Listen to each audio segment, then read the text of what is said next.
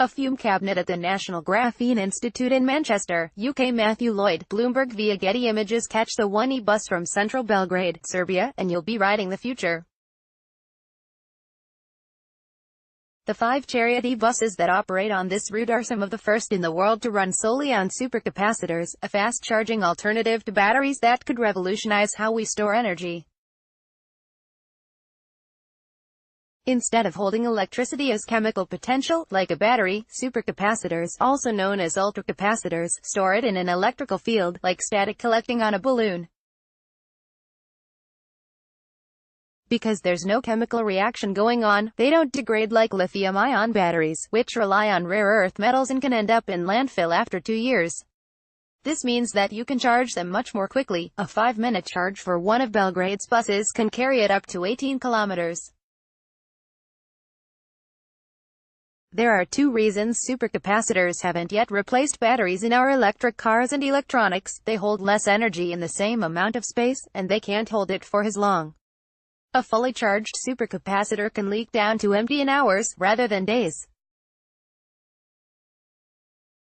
Your broadband cables can be used to detect earthquakes. That's fine for a bus that can be charged at every stop, but less useful for a car that needs to run all day. But now, a host of researchers and startups are trying to make supercapacitors better. To do it, they've turned to one of the most hyped materials in history, graphene. Discovered at the University of Manchester in 2004, graphene, which consists of thin flakes of carbon atoms arranged in a hexagonal structure, was quickly hailed as a wonder material. It is strong and light, with a high surface area, and it's an excellent conductor of both heat and electricity.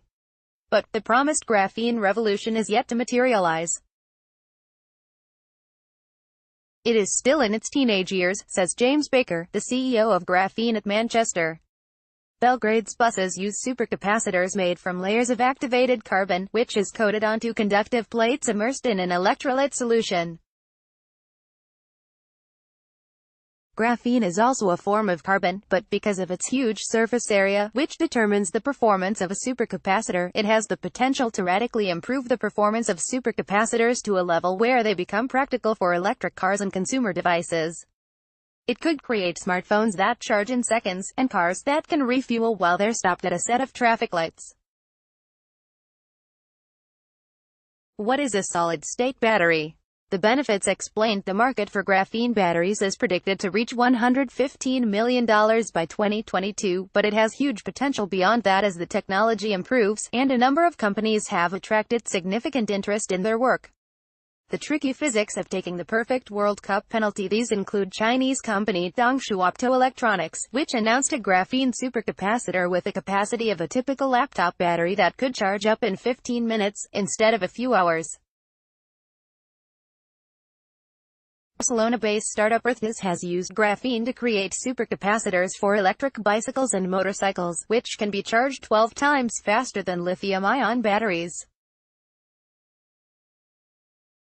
It plans to start selling them later this year. Many of this new breed of supercapacitors aren't strictly graphene, a term which technically refers only to the 2-dimensional sheets of carbon. Although it already has a huge surface area, efforts are ongoing to increase that by adapting graphene in different ways, poking tiny holes and channels into it, or texturing it at the nanoscale level. Estonian company Skeletontech offer a range of products that incorporate curved graphene, while Oxfordshire-based Zapco use a mixture of graphene and carbon nanotubes that resembles peaks and valleys rather than just flat layers.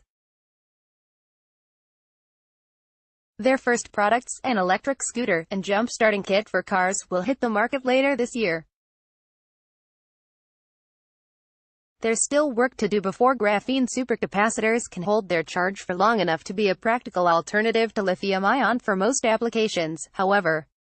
Some have suggested hybrid systems, supercapacitors for fast charging, with traditional batteries for long-term storage. Another potential problem could be scaling up production. Because of the hype, the graphene industry has become a minefield of broken promises and shoddy quality control.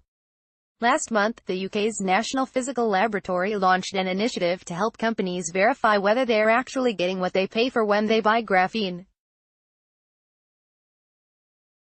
Although it is much more environmentally friendly than lithium-ion overall, and can be much more easily recycled, the most common production processes for graphene still involve harsh chemicals, which may not be sustainable if it's going to supply an electric car pool that could reach 125 million vehicles by 2030.